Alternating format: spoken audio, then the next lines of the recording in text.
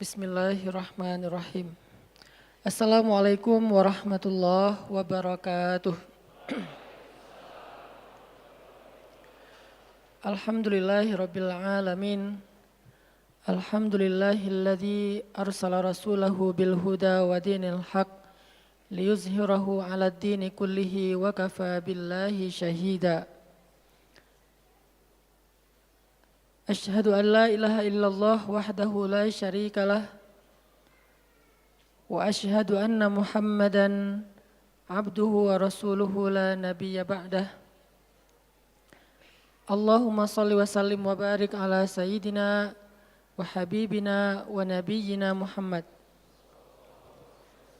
wa ala alihi wa sahbihi wa man tabi'ahu ila yaumiddin. Nahmadullaha ta'ala wa nashkuruhu la in syakartum la azidannakum wa la in kafartum inna azabi lasyadid. Qala Allah Ta'ala fil Qur'anil Karim. A'udzu billahi minasy syaithanir rajim. Bismillahirrahmanirrahim. Wal 'asr innal insana lafi khusr illa alladzina amanu wa 'amilus shalihat wa tawasaw bil haqq wa tawasaw bis sabr. Wa qala ta'ala alam nashrah laka sadrak wa wada'na 'anka wizrak alladhi anqadha dhahrak wa rafa'na laka dhikrak fa inna ma'al 'usri yusra inna ma'al 'usri yusra fa idza faraghta fansab wa ila rabbika farghab. Shadaqallahul azim. Teman-teman semuanya, anak muda Kota Bandung, jamaah tetap sharing time atau sharing night Rabu malam yang dirahmati Allah Subhanahu wa taala. Semua orang di dalam kehidupan dunia itu pernah atau bahkan sering merasakan lelah. Karena dunia ini adalah tempat orang bermujahadah. Semuanya diraih dengan mujahadah. Gak ada yang didapatkan di dunia ini dengan cara yang mudah. Karena tabiat dari dunia itu adalah tempat bersusah payah. Fitrahnya dunia adalah tempat orang bercocok tanam, bukan memetik hasil. Yang namanya bercocok tanam, kalau kita melihat pada kehidupan para petani atau para pekerja di ladang, di sawah, di kebun, maka kita akan melihat akan melihat kelelahan, keletihan, dan kesusah payahan yang luar biasa. Itulah tabiat dunia. Berbeda dengan tabiat di surga. Di surga itu semuanya akan didapatkan dengan cara yang mudah. Bahkan sebagian riwayat mengatakan seorang perempuan di surga apabila inginkan seorang anak, maka Allah Subhanahu wa taala akan memberikan anak kepadanya saat itu juga tanpa harus bersusah payah mengandung selama 9 bulan. Saat ini pengen punya anak dengan spesifikasi tertentu, maka saat ini juga dia akan diberikan anak bayi tanpa harus mengandung 9 bulan lamanya. Tanpa harus susah-susah menyusui. Allah akan datangkan untuk dia bayi yang dia sukai, kemudian Allah datangkan orang-orang yang akan, pelayan-pelayan yang akan merawat dan membesarkan bayi itu untuk dia. Karena di sana dia adalah seorang ratu yang tidak perlu lagi bersusah payah. Di surga itu ketika seseorang menginginkan makanan, maka Allah Subhanahu wa taala mendatangkan untuknya makanan dengan cara yang sangat mudah. Bahkan ketika dia menginginkan buah-buahan, maka pohon itu akan menunduk untuknya sehingga dia bisa memetik buahnya tanpa harus bangun dari tempat duduknya jika dia menginginkan itu. Tetapi kalau dia menginginkan sesuatu yang lebih, misalnya dia ingin berjalan-jalan di kebun-kebun di antara banyak kebun surga, lalu dia ingin merasakan memetik pohon sendiri sambil membawa keranjang-keranjang yang indah, maka Allah juga akan memperkenankan keinginannya. Kaifa yasha, sebagaimana yang dia inginkan. Berbeda dengan dunia. Di dunia, apapun yang kita inginkan itu harus melalui mujahadah. melalui ikhtiar. Bahkan ketika kita ingin menjadi orang yang sekedar tidur-tiduran pun, Allah Subhanahu wa taala mentakdirkan tidur pun lelah. Tidur aja capek. Duduk capek. Ada orang yang duduknya capek akhirnya dia berdiri. Ya. Ada orang yang capek berdiri akhirnya pengen duduk. Kapan duduknya capek pengen berdiri? Salah satu yang sering saya alamin itu kalau lagi naik pesawat. Apalagi pesawat penerbangan 9 jam, 10 jam itu pasti capek banget duduknya tuh. Sehingga kita menginginkan seandainya ada uang kita pengen duduk di kelas bisnis. Tapi karena nggak mampu membeli tiket yang 3 kali lipat lebih mahal di kelas bisnis, ya nggak apa-apa lah di kelas yang biasa ekonomi. Tapi ketika lelah 4 jam, 5 jam pesawat berjalan itu udah luar biasa lelahnya akhirnya berdiri mondar-mandir di antara lorong pesawat. Artinya duduk aja capek.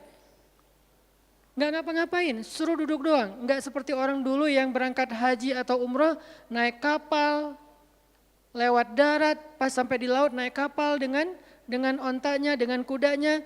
Orang dulu mencari ilmu itu dengan mujahadah yang luar biasa. Dengan naik onta berminggu-minggu, ini naik pesawat cuma 9 jam, capek. Yang nggak ada guncangan, biasanya guncangannya cuma pas di awal sama pas mau landing doang. Di atas udah jarang ada guncangan karena dengan ketinggian tertentu dan pesawatnya besar. Tapi itu juga capek. Naik kereta coba, dari Jawa ke Bandung misalnya. Sebutlah dari Semarang, dari Malang, dari Surabaya naik kereta 10 jam. Itu aja capek, nggak usah jauh-jauh Bandung Jakarta aja 3,5 jam, itu pun capek. Atau kita naik mobil nggak perlu nyetir, pakai online, duduk aja di belakang atau di sebelahnya si driver, perjalanan setengah jam dari tempat kerja kita ke rumah atau dari rumah ke tempat kerja, ke kampus, ke sekolah gitu. Itu aja capek. Artinya dunia itu emang kayak gitu tabiatnya teman-teman. Tabiat dari dunia itu adalah lelah. Sehingga kalau ada orang yang menghindari capek dengan tidak ngapa-ngapain, itu hal yang agak klise dan naif. Bagaimana dia bisa menghindari lelah? Bagaimana dia bisa menghindari ta'ab? Bagaimana dia bisa menghindari bosan? Bagaimana dia bisa menghindari dalam keadaan susah payah? Sedangkan dia masih berada di sebuah tempat, bumi, dunia yang tabiatnya memang tempat bersusah payah dan lelah. Satu-satunya cara menghindari lelah yang tidak perlu lagi bersusah payah itu hanyalah masuk surga. Tetapi kan itu tidak terjadi sekarang, kita harus meninggal dulu dan kita belum mau. Ada yang mau meninggal masuk surga sekarang? Kalau dijamin sih insya Allah ya, masalahnya nggak ada jaminan. Kalau para sahabat enak, mereka dapat jaminan. Surga Bilal, sebelum Bilal meninggal, Rasulullah udah bilang, bima sabaktani ilal jannah ya Bilal. Dengan apa kamu mendahului aku ke surga wahai Bilal? Dengan wudu dan sholat syukur wudu. Begitu juga nanti ada sahabat lain yang dijamin masuk surga bighairi hisab wala azab. Salah satunya adalah Ukasyah. Kalau kita tidak ada jaminan apapun di akhirat, kecuali berikhtiar dan bermujahadah untuk bisa mendapatkan kebaikan sebanyak mungkin di sisi Allah. Sehingga alangkah naifnya seseorang yang menghindar dari ta'ab, walham, walgham. Dia berusaha menghindar dari lelah, menghindar dari susah payahnya kehidupan, menghindar dari beban-beban hidup. Itu nggak bisa dilakukan karena kita masih berada di dunia. Yang perlu kita sekarang coba pilih adalah kita mau lelah untuk hal yang sia-sia? Apakah kita mau lelah untuk hanya bersenda gurau? Apakah kita mau lelah hanya untuk hal yang tidak ngapa-ngapain? Atau justru lelah kita itu untuk sesuatu yang mudah-mudahan beribadah kepada Allah? Makanya disebut dengan lelahnya menjadi lillah. Karena dua-duanya lelah. Ada orang yang pergi ke masjid lelah. Capek pergi ke masjid. Tapi ada juga orang yang berbuat dosa, itu juga lelah. Memangnya kalau kita beribadah lelah terus berbuat dosa enggak lelah? Banyak orang yang berbuat dosa lelah dan kita pernah merasakan kehidupan seperti itu. Sehari, 2 hari, sebulan, setahun, 2 tahun, sampai kita benar-benar merasakan lelah banget dengan dosa. Di malam hari berbuat dosa lelah, akhirnya tidur sepanjang siang. Di siang hari berbuat dosa, lelah, akhirnya tidur sepanjang malam. Lelah sama lelahnya. Antara orang yang beribadah dengan orang yang bermaksiat itu sama lelahnya. Bedanya apa? Yang satu, lelahnya akan diganjar, dibalas oleh Allah dengan kebaikan dunia dan akhirat. Yang satu lagi, lelahnya hanya akan disudahi dengan penyesalan. Sama-sama lelah. Bedanya, lelah yang pertama mungkin baru dirasakan hasilnya setelah itu. Lelah yang kedua seolah-olah bisa langsung dirasakan kesenangannya, tetapi kesudahannya adalah penyesalan. Makanya pada malam ini kita ingin merenungkan beberapa nasihat baik dari Al-Quran maupun hadis tentang bagaimana kita menjadi orang yang setiap hari tetap lelah, tetap banyak beban, tetapi beban itu mudah-mudahan menjadikan kita mendapatkan banyak kebaikan di sisi Allah. Makanya Nabi SAW bersabda dalam hadis riwayat Bukhari dan Muslim. An-nasu ka'ibili mi'ah, la takadu tajidu fiha rahilatan. Manusia itu seperti 100 ekor onta. Manusia ka'ibili mi'ah, seperti 100 ekor onta. Yang harganya murah 50 juta, yang hidupnya untuk disembelih pada akhirnya nahar, disembelih. Onta itu kan kalau disembelih sambil dia berdiri ya. Kalau ayam, bebek disembelih sambil dipegangin atau diangkat. Kalau kambing dan sapi dibaringkan. Kalau onta disembelih itu sambil diberdirikan. Dia berdiri langsung disembelih. Itu onta. Artinya manusia kaibilimiah. Nabi itu menggambarkan onta karena onta ini punya banyak macam. Mungkin di Arab nggak ada ayam yang bermacam-macam. Akhirnya pakai bahasanya onta. Kalau di kita mungkin ada ayam potong, ada ayam kampung, dan segala macam, ada ayam jago. Kalau bebek ada mentok, ada apa? Bebek yang biasa, macam-macam kan. Di Arab mungkin gak terlalu banyak variannya dan gak terlalu akrab dengan kehidupan sehari-hari mereka. Yang akrab itu kambing, kuda, keledai, onta. Akhirnya Nabi mengatakan, an-nasu ka'ibili-mi'ah. Nabi seolah-olah mengambil sebuah perumpamaan. Dan perumpamaan ini bisa kita ganti dengan culture yang berbeda di setiap negara. Tetapi perumpamaan yang paling baik itu adalah onta. An-nasu ka'ibili-mi'ah. Manusia itu seperti 100 ekor onta ibil. Onta potong. Yang hidupnya hanya untuk disembelih oleh tuannya, kemudian dagingnya dimakan atau dijual. Kenapa bisa begitu murahnya? Cuma 50 juta, 40 juta dan berakhir dengan disembelih? Karena onta ini hidupnya tidak istimewa. Dia hidup hanya untuk makan, minum, tidur, dan berkembang biak. Cuman itu misi dari kehidupan dia. Makan, minum, tidur, berkembang biak. Udah itu doang. Setiap hari kerjanya makan aja. Lihat hewan ternak ngapain? Merumput aja setiap hari. Nggak ada hewan ternak yang tiba-tiba dia lagi ngapain? Lagi sholat. Nggak ada. Hewan ternak misalnya lagi ngebantuin tetangga. Nggak ada. Hewan ternak lagi menjenguk yang sakit. Nggak ada. Hewan ternak yang lagi menyelesaikan hajat saudaranya. Hewan ternak yang lagi dengerin curhat. Nggak ada. Kenapa? Karena tugas misi kehidupan mereka itu cuma diciptakan untuk makan, minum, tidur, berkembang biak, udah. Ini namanya kalau di antara onta namanya ibil. Yang hidupnya itu sesederhana itu. Nggak ada yang rumit, nggak ada yang terlalu berlebihan.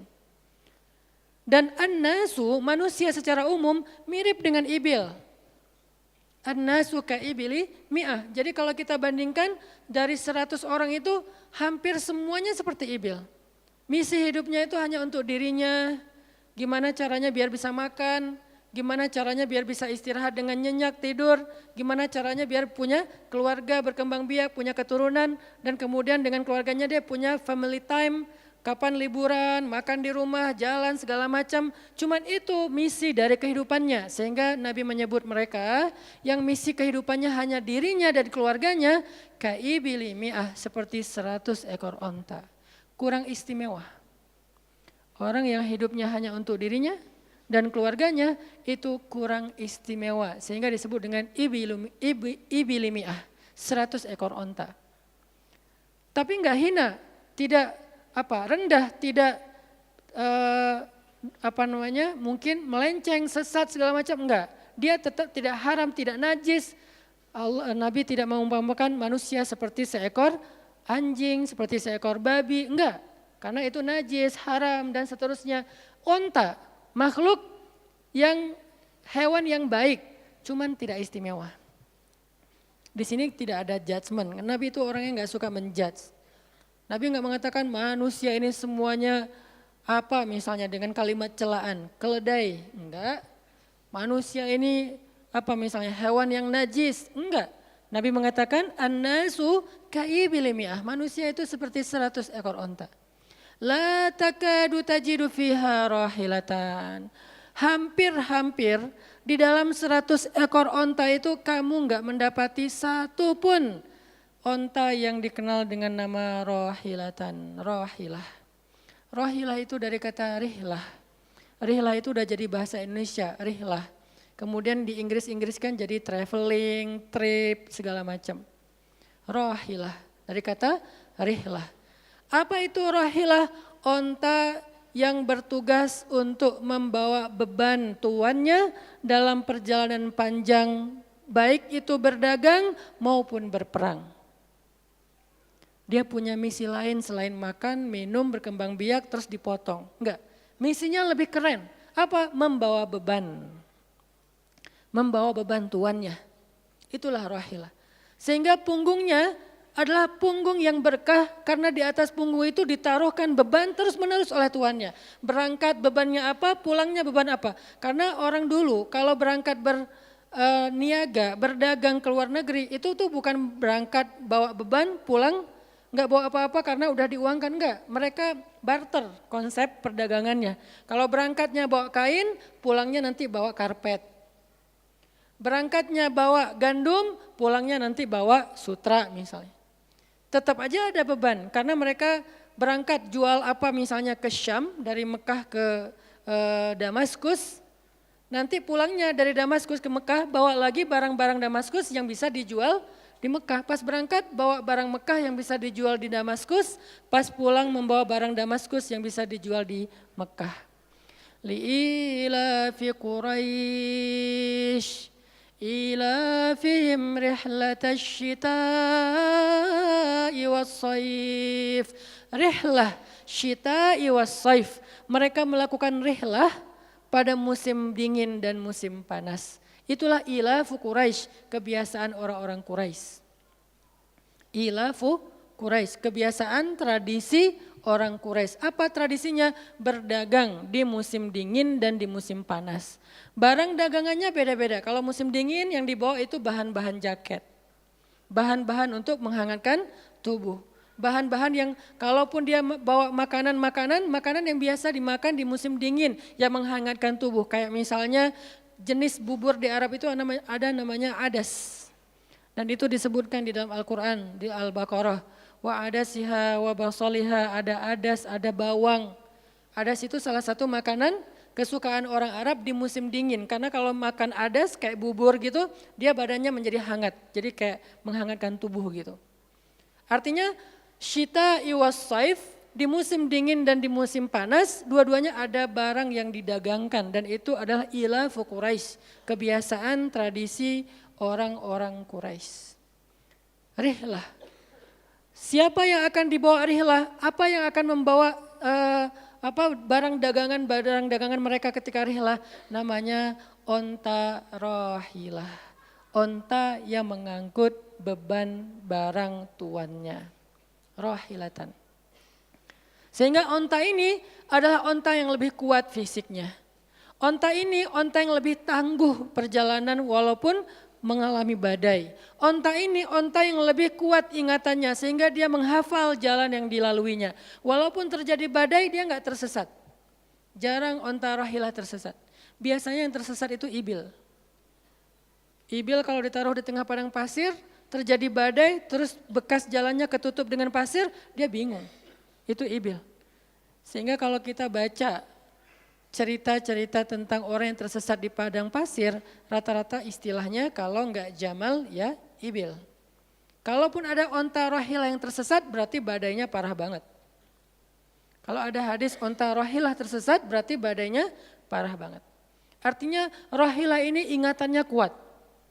Dia kalau lewat satu jalan, setahun kemudian lewat lagi dia masih hafal. Itu rohilatan. Dalam teknologi sekarang kita nyebutnya dengan map. Ada banyak platform aplikasi map digital yang membuat kita bisa menghafal jalan. Dan diupdate terus, jalan ini sekarang macet segala macam. Rohilatan punya kemampuan membaca jalan walaupun mungkin berbeda dengan teknologi sekarang. Itu namanya rohilatan. Ini kata Nabi, la takadu tajidu fiha rohilatan. Manusia itu seperti 100 ekor onta. Dan di antara 100 ekor onta itu atau 100 orang itu hampir kamu tidak mendapati satupun yang bernama rohilatan yang mampu mengangkat beban lebih. Sehingga di sini Nabi SAW seolah-olah mengajarkan kita, memotivasi kita agar belajar menjadi rohilah. Manusia itu baru istimewa kalau dia menjadi rohilah, kalau dia mengangkut banyak beban, kalau dia menjadi orang yang paling banyak bermanfaat untuk orang lain. Makanya muncullah hadis, khairun nas anfa'uhum linnas, inna ahabban nasi ilallah anfa'uhum linnas. Dua riwayat hadis yang berbeda. Sebaik-baik manusia, kalau dalam analogi yang pertama, sebaik-baik onta adalah rohilatan. Bukan ibil, bukan nakoh, bukan jamal. Sebaik-baik onta rohilatan. Kenapa kok rohilatan? Karena dia yang paling bermanfaat, soalnya dia yang paling banyak mengangkut beban. Sehingga dengan analogi tentang onta rohilah, kita menerjemahkan hadis khairun nas, sebaik-baik manusia dengan istilah khair. Arti khair itu memberi lebih, arti khair itu bermanfaat. Khairun nas anfa'uhum linnas. Sebaik-baik manusia yang paling bermanfaat untuk orang lain. Dalam riwayat yang lain, inna ahabban nasi ilallah. Sesungguhnya orang yang paling dicintai Allah di antara manusia, anfa'uhum linnas. Yang paling bermanfaat untuk orang lain. Itu yang paling dicintai Allah di antara manusia. Muncul lagi hadis yang mirip. Inna ahabbal a'mali ilallah sururun tudkhiluhu ala qalbi muslim. Sesungguhnya perbuatan, amal soleh, aktivitas, pekerjaan yang paling disukai Allah di antara yang kita lakukan dalam kehidupan sehari-hari adalah membahagiakan hati orang lain. Ini semuanya hadis-hadis yang memiliki makna yang sama. Yaitu menjadi pengangkut beban. Lelah Ustadz, lelah. Enggak ngangkut beban, lelah juga. Ngangkut beban, lelah juga. Cuman bedanya orang yang lelah tanpa mengangkut beban, hidupnya penuh dengan keluh kesah, tidak ada yang menghargai, tidak dimuliakan, akhirnya dia ngeluh. Ada kan banyak orang yang ngeluh karena merasa dirinya enggak dihargai orang lain. Tetap aja ngeluh. Ada juga yang ngeluh karena terlalu banyak beban, padahal dua-duanya sama-sama ngeluh, kenapa enggak memilih yang lebih baik? Memangnya kalau kita enggak ngangkut beban, kita enggak akan berkeluh kesah, ngeluh. Ngeluhnya mungkin bukan capek, ngeluhnya enggak ada yang hargai. Dan itu udah sunnatullah, kalau kita pengen dihargai, pengen dimuliakan, kita harus menjadi orang yang paling rohilah, yang paling banyak ngangkut beban. Enggak bisa kita jadi ibil tapi pengen diperlakukan seperti rohilah, itu enggak bisa. Kita tuh ibil. Hidupnya untuk diri sendiri, nggak bantu siapa-siapa, nggak peduli dengan siapa-siapa, harta kita nggak bermanfaat untuk orang lain, pikiran kita nggak bermanfaat untuk orang lain, lisan kita tidak bermanfaat untuk orang lain, wawasan kita tidak bermanfaat untuk orang lain, apalagi tenaga kita nggak bermanfaat untuk orang lain, skill kita nggak bermanfaat untuk orang lain, semua tentang diri kita hampir tidak bermanfaat untuk orang lain, lalu kita ingin dihargai seperti orang yang paling bermanfaat. Ini naif, klise, enggak ada seperti ini, bukan sunnatullahnya. Karena seseorang itu diberi balasan sesuai dengan mujahadah.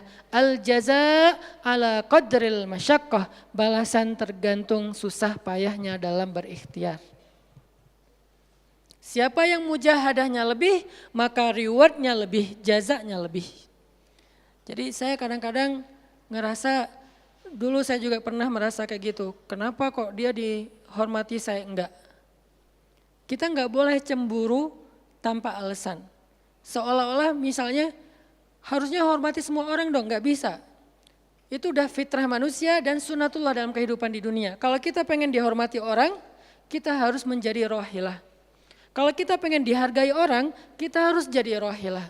Nggak bisa kita berharap dihargai oleh pasangan kita atau calon pasangan kita, tapi kita nggak punya tanggung jawab, nggak bisa. Kalau teman-teman pengen dihargai oleh pasangan halalnya, teman-teman harus mengangkat tanggung jawab yang lebih berat daripada dia. Kalau dia yang capek kita leyeh-leyeh aja di rumah tapi kita minta dihargai, saya kan suami.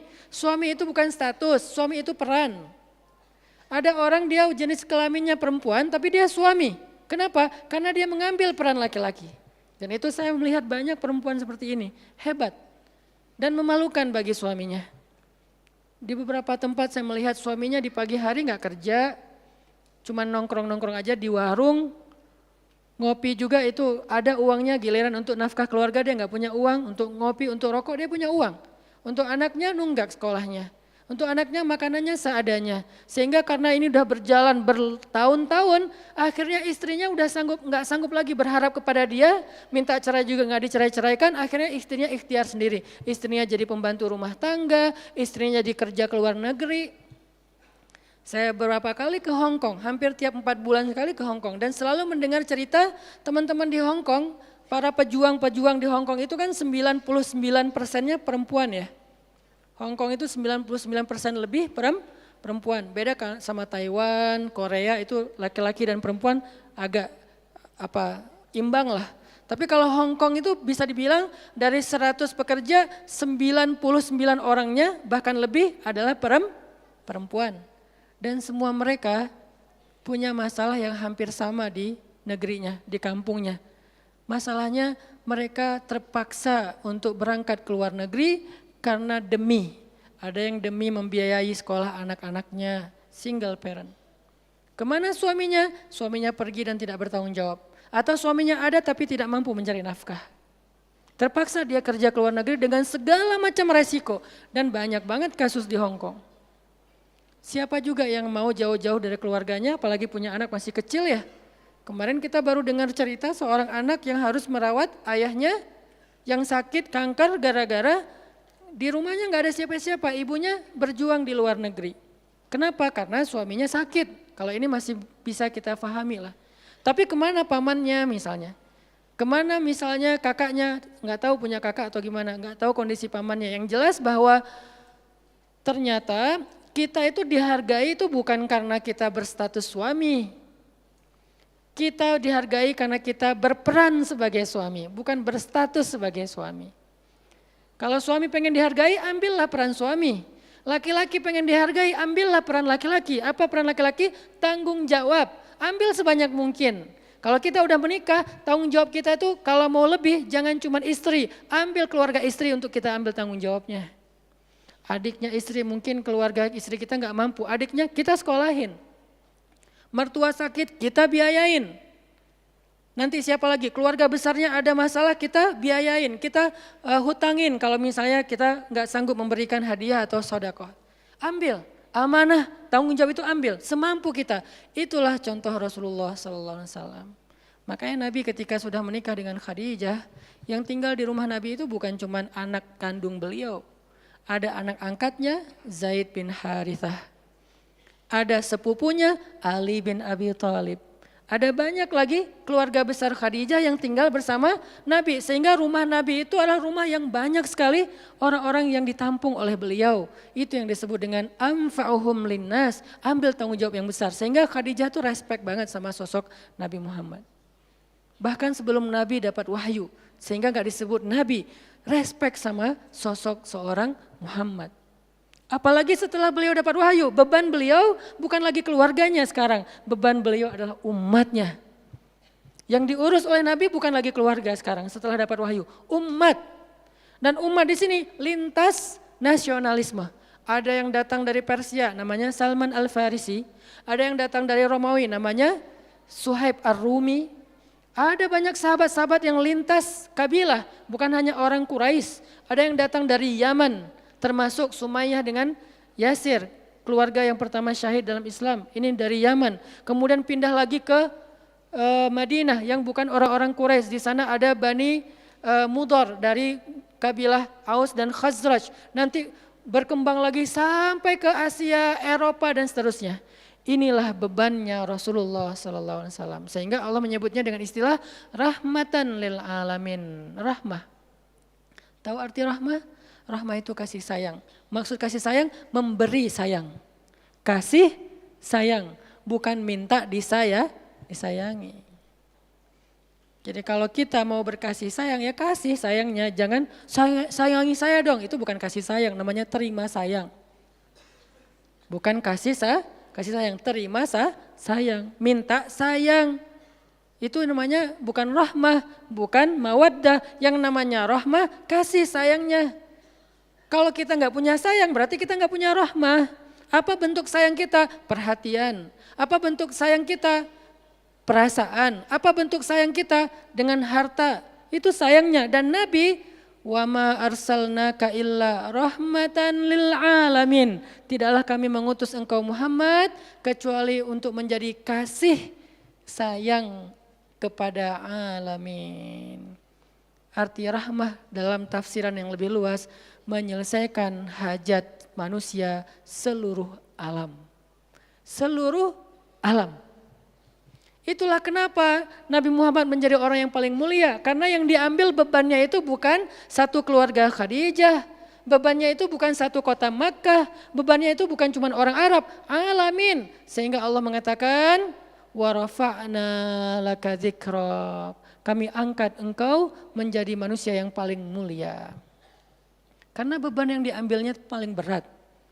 Apa beban Nabi? Apakah cuma ceramah? Enggak cuma ceramah. Kalau cuma ceramah gampang. Saya pernah menjadi penceramah dan saya pernah menjadi programmer dalam dakwah. 8 tahun saya ceramah di Bandung, gampang banget. Dan kalau mau nyaman jadi ustadz, mending saya jadi penceramah aja, gampang banget. Diundang-undang, ustadz mau dijemput? Ya jemput dong, jemput. Ya, ustadz kan dijemput, jarang kita jalan sendiri, seringnya dijemput. Dan karena dia pengen memuliakan kita, dia cari di tempat itu siapa yang punya mobil paling bagus untuk menjemput ustadz. Kalau di kampung, cari siapa yang punya mobil baru yang tahun misalnya 2018 lah, kalau nggak ada 2019. Saya punya, ya udah pinjam ya untuk jemput ustadz. Oh boleh, saya senang jemput. Kalau perlu yang punya mobilnya sekaligus jadi supirnya, jemput ustadz. Enak jadi penceramah. Jemput, tunggu di depan rumah, nggak langsung ketok. Kenapa? Nggak enak mau ngetok, biar ustadznya santai aja. Ustadznya keluar dibukain pintu. Terserah mau duduk di depan, duduk di tengah. Kalau ustadznya duduk di tengah, nggak ada yang di sebelahnya, kosong. Mau goler-goler, mau jungkir balik, bebas. Ustadz. Saya pernah ngalamin masa kayak gitu. 8 tahun, mudah banget, diundang-undang. Semua wajah tersenyum, nggak ada yang cemberut, namanya juga ustadz. Selamat datang ustadz, alhamdulillah bisa ketemu sama ustadz, silakan. Duduk dikasih makanan yang paling baik. Dihidangkan segala macam, minuman aja 5 jenis. Sampai bingung nih mana yang mau diminum, ustadz mau apa? Kadang-kadang beberapa teman-teman panitia yang sangat udah pro banget nanya, ustadz itu nanya ke asisten lah atau siapa manajemen, kalau dia punya manajemen, ustadz itu sukanya makanan apa? Disediakan makanan kesukaan ustadz. Kalau ke Bandung ustadz senangnya makan apa? Disediakan makanan khas Bandung kesukaannya ustadz. Dicari dari restoran terbaik yang ada di kota itu. Ini perlakuan terhadap ustadz, nyaman banget kalau ceramah tuh. Ceramah berapa lama? Terserah ustadz. Kalau lagi mood 3 jam, kalau enggak lagi mood 45 menit. Ustadz kok ceramahnya cuma sebentar? Saya lelah sekali, oh enggak apa-apa ustadz, istirahat ya ustadz, sehat terus ya ustadz, doain. Pulang dianterin, maaf dikasih amplop, transport segala macam. Kadang-kadang wah ngasihnya cukup untuk 2 bulan makan. Masya Allah enak. Kalau cuman yang disebut dengan rahmatil alamin itu cuman ceramah, itu bukan rahmatil alamin. Walaupun itu salah satu kebaikan. Tapi kemudian setelah 8 tahun saya berdakwah dengan ceramah, saya mengubah konsep dakwah saya menjadi programmer. Memprogram masjid. Al-Latif. Saya ngomong dengan Pak Iman beri saya kesempatan memprogram Al-Latif. Bikin gerakan, bikin dakwah. Bukan masjid yang memprogram, kemudian ustadz mengisi. Itu salah. Menurut saya keliru kalau masjid membuat program, ustadz cuma mengisi program itu, keliru. Ustadz yang program, masjid fasilitasi, nanti insya Allah akan berkah. Alhamdulillah Pak Iman Ketua DKM Al-Latif sepakat. Ya udah Ustadz silakan, mangga dikasih waktu 2 tahun. Kalau nggak ada perubahan diambil alih. Dalam 2 tahun kita coba program dari awal. Bikin gerakan anak muda, pemuda hijrah lahir waktu itu. Mulai programming, gimana caranya biar masjid rame. Dari yang cuma 20 orang kajian setiap Rabu malam, dari dulu udah Rabu malam. Yang hadir berapa orang? 20 orang. Kalau Persib lagi main, libur. Semua pada nonton. Malah sering lagi libur. Kadang-kadang Persib nggak main. Terus yang main siapa? Yang main Piala Eropa kah, Piala Champion kah, Liga Eropa, Piala Dunia, libur. Akhirnya berkembang pelan-pelan jadi setengah masjid. Satu masjid membludak keluar masjid sampai ke Jalan Cendana. Akhirnya pindahlah ke masjid ini. Kenapa? Karena udah nggak nampung. Nggak enak juga dengan tetangga karena parkirnya kemana-mana. Kan kita pindah ke sini karena Al-Latif nggak nampung. Nah, ketika dakwah berubah menjadi programmer, bebannya beda. Udah nggak kayak dulu, enggak beda. Pergi taklim, pergi sendiri. Bahkan berkorban dengan harta sendiri, bareng-bareng dengan teman-teman. Semuanya lelah, kita meeting sampai tengah malam. Emangnya gampang membuat tren hijrah? Nggak mudah teman-teman. Kita harus meeting, mikirin. Sekarang tambah lagi beban yang lain, Barisan Bangun Negeri. Para ustadz berkumpul, bikin gerakan bersama. Kita bikin Barisan Bangun Negeri, dikasih amanah untuk jadi amirnya, mikirin apa yang harus kita lakukan. Program pertama saya bilang less waste, isu lingkungan. Kenapa? Kita pengen jadiin masjid sebagai 911. Tapi pelan-pelan, gak bisa langsung. 911 ini nanti kalau ada masalah di masyarakat, tetangga masjid yang ditelepon masjid. Anak saya sakit, telepon masjid. Ada yang meninggal, telepon masjid. Ada yang pingsan, telepon masjid. Ada yang baru diputusin, telepon masjid. Sampah ini udah darurat. Bandung ini hanya batas deadline penanganan sampah kita kalau kata Pemkot itu sampai 2023. Kalau kita nggak punya alternatif, ini akan jadi masalah besar. Jakarta, saya kemarin ke Jakarta sampai 2022, lebih cepat sedikit daripada Bandung. Artinya mereka hanya bisa menampung sampah sampai 2022. Sisanya kalau nggak ada solusi alternatif, maka akan terjadi masalah besar, tumpuk sampah di depan rumah masing-masing selama nggak usah sebulan, seminggu aja gimana rasanya. Nggak ada yang ngambil sampah di depan rumah kita, seminggu aja. Petugas sampah nggak ngambil sampah di depan kos-kosan, di depan rumah. Sehari telat aja itu udah nggak enak, apalagi seminggu, sebulan, setahun, jadi gimana? 2022, kota-kota besar rata-rata terancam dengan bom waktunya sampah. Kita angkat less waste supaya masjid menjadi salah satu media komunikasi antara Pemprov, Pemkot, pemerintah kepada publik. Kenapa? Soalnya trust publik kepada masjid itu bagus. RT RW bikin program pungut sampah kayak edukasi dan campaign tentang sampah yang datang sedikit. Kalau RT RW bikin program hari Minggu yuk kita bikin gerakan pungut sampah, sedikit yang datang. Tapi masjid bikin taklim yang datang ribuan, apalagi 2-3 tahun terakhir alhamdulillah luar biasa. Sehingga masjid punya potensi untuk mengkomunikasikan masalah ini kepada publik. Saya ajaklah teman-teman yuk kita bikin isu sampah dimulai dari masjid. Jalan 2, Bandung, Bintaro udah jalan. Next mau kita jalankan di Jogja, di Malang dan di Pontianak. Seluruh masjid di Indonesia. Programming, mikir, harus ketemu dengan beberapa orang. Dan habis waktu saya dalam beberapa tahun terakhir bukan untuk dakwah tablik, makanya udah jarang ceramah. Teman-teman kalau ngelihat ceramah anak Taki di Bandung cuma sekali seminggu, itu juga kalau nggak libur ya. Kajian Rabu malam. Ustadz Hanan selain Rabu malam ngapain sih? Ustadz kosong nggak? Kosong saya bilang. Kenapa nggak mau ngisi jadwal? Kosong dari taklim tapi nggak kosong dari aktivitas. Sehari meeting bisa 5 kali. Dulu saya pernah yang kalau bahasa teman-teman tuh ngeprank jamaah, bukan ngeprank sebetulnya. Katanya Ustadz nggak datang, tiba-tiba datang kan? Itu tuh meeting 5 kali sehari, dari pagi, siang, sore, menjelang maghrib, baru beres isya. Meeting dengan siapa aja Ustadz? Banyak hal yang harus kita bereskan untuk bisa memunculkan satu program kecil. Akhirnya beres isya, saya bilang masih ada jamaah enggak? Sebagian udah pulang Ustadz, tapi yang lain masih pada nunggu kasihan. Ya udah saya jalan aja ke sini naik motor, sampai di sini isya baru ngisi kajian. Artinya ternyata bebannya beda. Tapi rohilatan, itu yang disebut dengan dakwahnya Nabi. Saya baru mengambil sebagian kecil dari banyak varian dari dan instrumen dakwah Nabi itu cuma sebagian kecil, memprogram, baru masjid. Nabi itu alamin loh.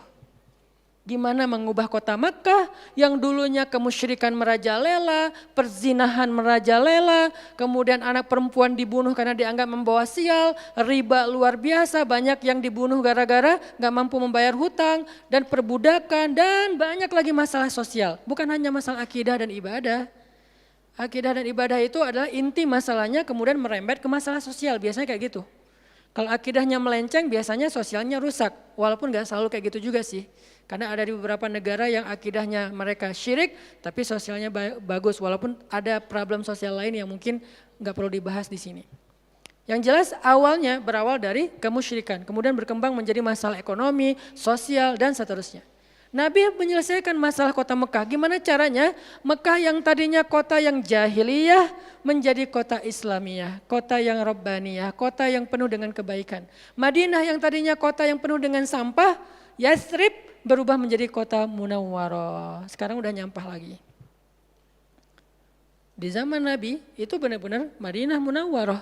Sekarang mungkin nggak sebagus di zaman Nabi, cuman bangunannya doang yang megah, tapi secara lingkungan, secara sosial nggak sebaik zaman dulu lah. Kalau bangunan itu kan bukan indikasi peradaban ya. Karena kita pernah mengalami masa peradaban Islam yang keren, nggak ada tuh bangunan pencakar langit seperti Dubai. Kita di Dubai bangunan pencakar langit, tetapi secara peradaban ada masalah di Dubai, terutama masalah sosial. Di Arab Saudi, masalah lingkungannya luar biasa, salah satu penghasil sampah 10 besar di dunia. Kalau untuk masalah sampah organik, termasuk 5 besar di dunia. Artinya makan sering dibuang-buang. Makanya sampah organiknya paling banyak, waste-nya paling banyak. Itu yang diselesaikan oleh Nabi di kota Mekah dan Madinah. Kemudian berkembang di kota-kota lain sampai ke Irak, sampai ke Syam, sampai ke Mesir, sampai ke Eropa, sampai ke Turki, sampai ke Afrika, bahkan sampai ke Nusantara. Rahmatan lil alamin. Rahmah bukan cuma ceramah. Kalau ceramah, Nabi lebih jago dari siapapun. Orang siapapun yang berceramah itu kopas dari Nabi kan? Ada yang ceramah enggak kopas dari Nabi? Enggak ada. Kopas dari Nabi Musa enggak, kecuali diriwayatkan dari Nabi Muhammad, kemudian baru Nabi Muhammad meriwayatkan dari Nabi Isa dan Nabi Musa. Semuanya kopas, copy paste dari Rasulullah SAW. Artinya kalau mau ceramah, bahan Nabi itu banyak banget. Dan kalau Nabi mau ceramah, yang ngundang pasti banyak banget. Jadilah Nabi dai sejuta umat. Capek pasti setiap hari 5 kajian. Nabi lagi di mana? Lagi di Syam. Sampai 2 tahun ke depan jadwal ceramah penuh. Kalau Nabi mau kayak gitu. Tapi ternyata Nabi bukan cuma ceramah, memprogram umat. Ada yang masalah datang ke Nabi, ya Rasulullah saya diceraikan oleh suami saya dengan bahasa, kamu bagi saya seperti ibu saya, zihar. Nabi bingung nih gimana nih zihar, kok suaminya gitu banget sih sama dia. Ya udah berarti kamu sudah diceraikan oleh suamimu, sabar ya, dinasihati, disabar-sabarin sama Nabi. Dia pulang turun ayat, surat Al-Mujadalah. Tentang bab zihar. Ada lagi yang datang rame, dia yang salah, saya yang salah, dia yang salah. Akhirnya didamaikan sama Nabi. Nabi mau takbir nih, pergi ke masjid mau sholat berjamaah. Mau takbir, ya Rasulullah di Bani Salamah ada masalah, mereka hampir berperang. Gak jadi takbir, pergi ke Bani Salamah menyelesaikan hajat mereka. Datang-datang jamaah udah sholat, Nabi sholat yang jamaah yang kedua. Artinya rahmah, ngambil beban umat. Belum lagi nanti beban umat yang tertindas di antara Bani Israel, di luar negeri, di Yaman, di Syam. Yang Nabi mengutus para sahabat untuk menyelesaikan hajat-hajat mereka. Makanya Nabi mengatakan, siapa yang datang kepada saudaranya untuk menghilangkan masalahnya, maka Allah akan menghilangkan masalah orang ini nanti di akhirat. Makanya beban Nabi itu berat banget teman-teman. Kalau kita baca sirah Nabi, luar biasa, Nabi itu lelah banget. Sampai para sahabat meriwayatkan Nabi itu dulu sebelum dapat wahyu, beliau seger gitu. Setelah dapat wahyu tetap ganteng, tetap keren karena memang aslinya udah dari sononya keren ya. Cuman udah ada guratan lelahnya tuh terasa di wajah beliau, lelah banget. Sampai Nabi itu pernah sampai Allah bilang gini, فَلَعَلَّكَ بَاخِعٌ نَفْسَكَ عَلَىٰ آثَارِهِمْ. Hampir saja engkau mencelakai dirimu gara-gara mereka. Apa maksudnya? Kok Nabi hampir mencelakai dirinya gara-gara mereka itu maksudnya apa? Saking terbebannya Nabi dengan kondisi umat, hampir-hampir Nabi itu sakit keras, hampir-hampir Nabi itu binasa, celaka, meninggal demi mikirin nasib umat. Kayak gitu banget coba. Itu namanya rohilatan. Kita belum sanggup untuk memikul beban umat sedunia. Makanya minimal kalau kita nggak ngambil beban umat sedunia dengan tangan kita, minimal dengan pikiran kita aja. Kita mikir nggak sih nasib Palestina? Atau kita masih nganggap bahwa itu beda negara? Kalau beda negara oke. Apakah kita memikirkan mereka karena kemanusiaan? Masa kita mau bilang mereka bukan manusia? Kan sama-sama manusia. Harusnya kita merasakan apa yang dia rasakan karena kita sama-sama manusia, punya perasaan yang sama. Kalau kehilangan akan sedih, kalau melihat kezoliman juga enggak akan kuat, kalau dizolimi juga akan sakit. Kita mikir enggak tentang Palestina? Kita mikir enggak nasib Suriah? Kita mikir enggak nasib Rohingya? Kita mikir enggak nasib Yaman? Apakah gara-gara kita mikir tentang mereka lantas kita jadi radikal dan teroris? Sejak kapan kita memikirkan nasib orang yang tertindas tiba-tiba jadi radikal? Apakah orang yang tidak memikirkan orang lain hanya dirinya sendiri berarti orang yang baik? Justru makin banyak kita mikirin nasib mereka, kita makin rohilatan walaupun belum sanggup menyelesaikan hajat mereka, mikir doang. Dengan kita lihat postingan yang terakhir di Idlib, bagaimana anak bayi kehilangan kakinya gara-gara kena bom dari tentara Rusia. Kita belum sanggup ngasih solusi sebagai pribadi maupun sebagai bangsa, belum sanggup. Pertama jaraknya jauh, kedua memang kita juga belum punya kemampuan untuk itu. Tapi kita berharap suatu saat Indonesia ini harus sanggup menyelesaikan masalah dunia. Kenapa? Kita ini punya potensi peradaban, bangsa yang besar. Masa kita mau jadi kerdil terus ngikutin bangsa lain? Kita ini bangsa besar, umat Islam terbesar di dunia. Dan orang Indonesia itu pinter-pinter, profesornya banyak, saintisnya banyak, orang kayanya banyak, keren Indonesia nih. Kenapa Indonesia yang keren kayak gini cuma ngurus diri sendiri aja nggak bisa? Harusnya ngurus dunia bukan ngurus diri sendiri. Itulah Islam yang sebenarnya. Kita ngurus Rohingya, gimana caranya Rohingya punya tempat tinggal. Kita urus Suriah, kita urus Palestina. Lalu apakah kita memikirkan tetangga kita? Teman-teman lihat deh. Salah satu yang mungkin proyek kecil lah, ini yang karena yang saya tahu, karena istri sendiri yang ngerjain. Lihat rumah teduh sahabat Iin, setiap harinya ada yang meninggal dengan kanker ovarium yang gede banget, ada yang kanker yang dulu yang saya bawa Ustadz Abdul Somad keliling di Bandung tuh, seorang anak muda yang udah meninggal, seminggu setelah Ustadz Abdul Somad mengunjungi dia, Rian namanya meninggal dunia. Alhamdulillah dia sempat ketemu dengan Ustadz Abdul Somad, sempat dinasehati, mudah-mudahan di akhir hayatnya dia setelah dapat nasihat dari UAS, dia jadi sabar, jadi balik lagi ke Allah sehingga husnul khatimah. Datang kita, ketemu dengan Rian, habis ininya. Gara-gara apa? Gara-gara pernah kecelakaan di laut, terus jadi kayak kanker kulit, luar biasa. Itu parah banget. Dan itu enggak satu kasus, banyak. Di Jawa Barat aja udah banyak banget, apalagi Indonesia. Apakah kita mau mengambil beban itu? Atau kita bahkan melihat juga enggak mau karena ngerasa enggak kuat, enggak berani. Terus kapan kita kuatnya? Kalau kita enggak kuat namanya bukan rohilah. Yang namanya rohilah itu harus kuat. Dikuat-kuatin kalaupun enggak kuat. Sudah seberat apa beban yang kita ambil? Selain, dan itu enggak bisa bahasanya, diambil sebagian, dibuang sebagian yang lain, enggak. Minimal kalau yang di dekat kita, kita mengambil bebannya sampai menyelesaikan hajatnya. Dengan harta mungkin, dengan skill, dengan network, dengan minimal dengan sosial media, kita repost, ya ada yang bisa bantu ini enggak. Kalau yang di luar negeri, karena kita enggak sanggup menyelesaikan, minimal dengan pikiran dan doa. Kasihan ya mereka, doain terus. Karena doa kita itu ngaruh. Jangan berpikir mendoakan mereka itu enggak ngaruh itu. Mempercepat datangnya pertolongan Allah. Minimal dengan doa kita, Allah kuatkan hati mereka. Minimal. Dengan doa kita, Allah kuatkan hati saudara kita di Yaman, yang kelaparan di Syam, di Palestina, di Rohingya, di Turkistan, yang masih dalam campnya orang-orang komunis. Minimal doa kita menguatkan hati mereka, kan berarti membantu. Ada orang yang ketika dapat musibah, kita datang nggak bisa ngasih solusi. Tapi begitu kita nasihati, lalu kita doakan, itu udah membantu dia, minimal hatinya jadi lapang. Kemudian kita doakan, dia merasa diperhatikan. Bukankah itu sebuah bantuan? Dan itu rahilah. Semuanya aja yang di luar negeri kita pikirkan, apalagi yang di dalam negeri. Semampu kita. Makanya nama barisan kita tuh Barisan Bangun Negeri. Kalau ditanya, apa Ustadz tujuan bikin gerakan Barisan Bangun Negeri? Ya bangun negeri. Masa masih ditanya ya? Karena masih ada yang nanya, ngapain sih tuh ustadz-ustadz ngumpul mau bangun negeri? Itu udah jelas dari namanya juga.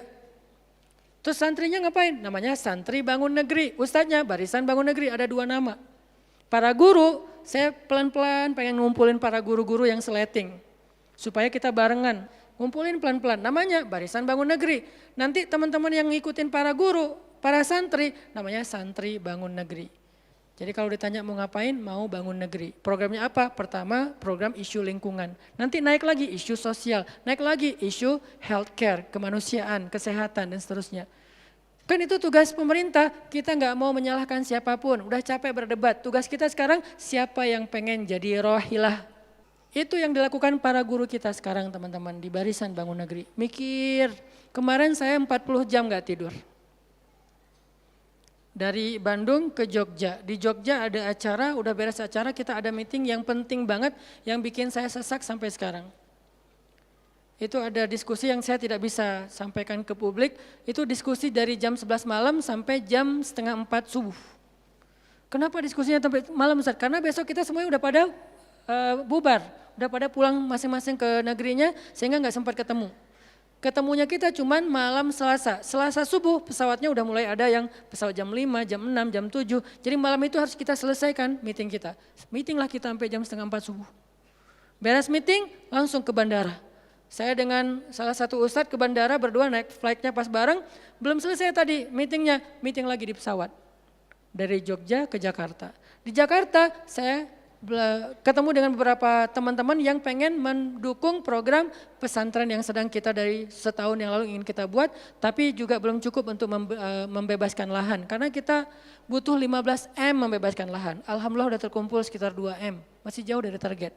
Baru membebaskan lahan, belum membangun. Akhirnya bahasa istri saya ngamen di Jakarta dari pagi, siang, sore, malam. Malam pulang. Di kereta juga diskusi lagi sama istri karena ada beberapa program yang harus kita bereskan. Sampai rumah jam 12 malam, jadi 1 hari setengah. Hampir 2 kali 24 jam, baru istirahat. Itu kalau programming, beda dengan ceramah. Diundang ke Jogja, Ustadz ceramahnya di Jogja, oke jam berapa? Isya, ya udah saya datangnya maghrib. Terbang jam 5, sampai di sana maghrib. Ceramah, beres ceramah, saya tidur, gampang kan? Beres ceramah jam 11 malam, balik ke hotel, dipesankan hotel sama panitia. Hotelnya mau yang gimana Ustadz? Terserah, yang dekat-dekat aja biar nggak capek di jalan. Oh ya Ustadz, dikasih hotel biasanya yang enak, yang deluxe. Masuk ke hotel, mandi air hangat, ya. Beres mandi air hangat, pesan makanan online. Karena tadi belum makan, misalnya kalau telat makan juga, pesan datang ke kamar. Kadang-kadang saya cuma pesan 1 jenis, mereka pesan 3 jenis. Saya belum makan, lapar, boleh nggak pesan sate? Oh boleh Ustadz. Datang sate, datang mie godok, datang apa, banyak. Semuanya ditaruh di depan kamar. Ustadz ini udah ada makanannya, Masya Allah makanannya banyak gini. Kalau cuma ceramah, habis makan jam 12 tidur. Bangun sholat subuh, beres subuh, olahraga. Ya karena di hotel treadmill. Beres treadmill, berenang. Beres berenang, breakfast. Beres breakfast, terbang ke Bandung. Kan enak ya. Kalau cuman ceramah. Jadi kerjanya cuman 1,5 jam pas ceramah. Itu juga santai. Namanya juga ceramah gampang. Tapi kalau programming, buat program kayak tadi ceritanya. Meeting gak beres-beres. Sampai enak dengan meeting. Kopi entah berapa gelas. Ada yang digulaan, ada yang gak digulaan. Ada yang pakai susu, ada yang gak pakai susu. Sampai diistilahkan yang gak pakai susu kopi akhi. Yang pakai susu kopi ukti. Semua jenis kopi, artinya rohilatan. Ternyata memang benar kata Nabi, manusia itu seperti 100 onta, sedikit yang rohilatan. Makanya sekarang kita mau milih mau jadi rohilatan atau mau jadi 100 onta. Dimulai dari hal yang kecil. Saya ngajak teman-teman, yuk kita jadi rohilah, kita angkat beban negeri kita, beban bangsa kita. Saya pengen banget masjid itu jadi kayak rumah teduh. Sekarang yang menjalankan pasien kanker kurang mampu se-Jawa Barat salah satunya rumah teduh itu. Yang sekarang ada 15 rumah dengan sekitar 300 pasien. Yang setiap kali operasi itu 40 juta karena kalau pakai BPJS antrinya setahun. Sehingga harus pakai jalur normal. Dan beberapa di antara mereka belum sanggup untuk membayar cicilan BPJS sehingga nunggak nggak bisa pakai. Kita selesaikan. Harusnya itu dilakukannya oleh masjid. Kenapa? Karena potensi zakat, infak, sedekah, kenceleng masjid gede. Jangan cuma dipakai buat renov. Jangan cuma dipakai buat pengumuman hari Jumat. Kenceleng minggu ini 300 juta. 300 juta di sebelah masjid ada orang lapar. Berarti ngapain 300 juta teh? Harusnya 300 juta itu kenceleng minggu ini. Harusnya 300 juta tapi tinggal 10 juta. Kenapa? Beban umat diangkat semua sama masjid. Itu cita-cita kita, pengennya masjid itu menjadi, makanya ada hashtag Masjid Peradaban. Apa Masjid Peradaban? Masjid Rohilah, masjid yang mengangkat beban umat. Bukan cuma membuat program jihad, pengajian hari Ahad. Udah lewat lah masa kayak gitu-gitu, udah gak keren. Nih saya tantang masjid-masjid yang ada di Indonesia, jangan hanya fokus dengan taklim. Taklim itu udah banyak dan mudah melakukannya, kurang challenging. Coba masjid mikirin masalah sekitarnya, satu masjid mikirin satu RW kalau masjidnya kecil. Kalau masjidnya masjid kecamatan, mikirin satu kecamatan. Kalau udah beres dengan kecamatannya gak ada lagi masalah, pergi ke kecamatan sebelah. Kolaborasi dengan masjid kecamatan sebelah, yuk selesaikan masalahnya. Bisa banget kalau masjid mau. Tapi serahkan programnya ke ustadz yang ngerti harokah, yang ngerti pergerakan. Dan sekarang udah banyak ustadz yang ngerti pergerakan. Baru kita akan melihat Indonesia yang luar biasa. Terus apa yang bisa kami lakukan Ustadz? Yuk bareng-bareng dengan saya, dengan pemuda hijrah, dengan para guru barisan bangun negeri, kita bangun deh Indonesia semampu kita. Dengan apa? Dengan skill kita masing-masing. Dengan potensi kita masing-masing. Ada yang punya harta dengan hartanya. Ada yang punya kemampuan skillnya dengan skillnya. Saya udah berkali-kali menjelaskan skill itu untuk dakwah penting, bukan hanya penceramah.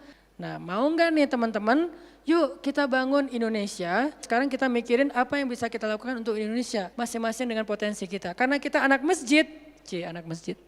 Karena kita banyak sering ke masjid, ya udah kita bangun Indonesia dengan cara masjid. Dan ternyata cara masjid itu bukan cuma Allahu Akbar dan Subhanallah, salam, enggak. Yang dibicarain di masjid itu bukan cuma juz-juz Al-Quran, tapi masalah umat. Karena Nabi membicarakan masalah umat itu di Masjid Nabawi. Yang kita pengen ke sana, berharap banget bisa umroh.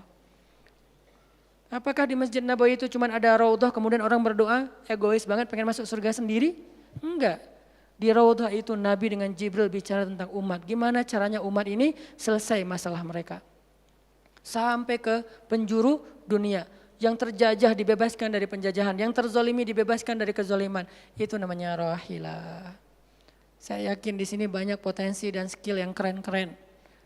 Coba berikan skillnya untuk dakwah, dedikasikan skillnya untuk agama. Yang kalau kita dedikasikan untuk agama, insya Allah untuk bangsa dan negara udah pasti. Karena agama kita itu bukan agama ritual, agama kita ini adalah agama kehidupan. Sehingga yang ada di dalamnya bukan cuma bab sholat, tetapi juga bab orang sakit. Dan kita tahu banyak hadis tentang itu, bab lingkungan dan kita mulai tahu hadis-hadis tentang itu. Yuk kita dedikasikan skill kita, potensi kita, harta kita untuk agama Allah, kita angkat beban umat bareng-bareng. Karena kalau saya ngangkat sendiri, saya paling-paling ngangkat sanggupnya itu 100 kilo, itu juga udah ngos-ngosan. Tapi kalau kita ngangkat bareng-bareng, bisa bertonton beban umat kita angkat. Mudah-mudahan dari kajian mager ini, mudah-mudahan kelak kita bisa menjadi orang yang mudah bergerak, sanggup bergerak, dan geraknya bersama-sama. Barakallahu fikum, billahi taufiq wal hidayah. Allahumma inna nas'aluka ridhaka wal jannah wa na'udzu bika min sakhatika wan nar. Allahumma a'inna ala dzikrika wa syukrika wa husni ibadatik. Rabbana habbib ilainal iman wa zayyinhu fi qulubina wa karrih ilainal kufra wal fusuqa wal isyan waj'alna minar rasyidin.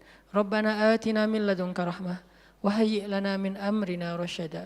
وهيئ لنا من أمرنا رشدا وهيئ لنا من أمرنا رشدا واجعل لنا من كل ضيق مخرجا ومن كل هم فرجا ومن كل عسر يسرا ربنا آتنا في الدنيا حسنة وفي الآخرة حسنة وقنا عذاب النار وصلى الله على سيدنا محمد وعلى آله وصحبه أجمعين والحمد لله رب العالمين والسلام عليكم ورحمة الله وبركاته.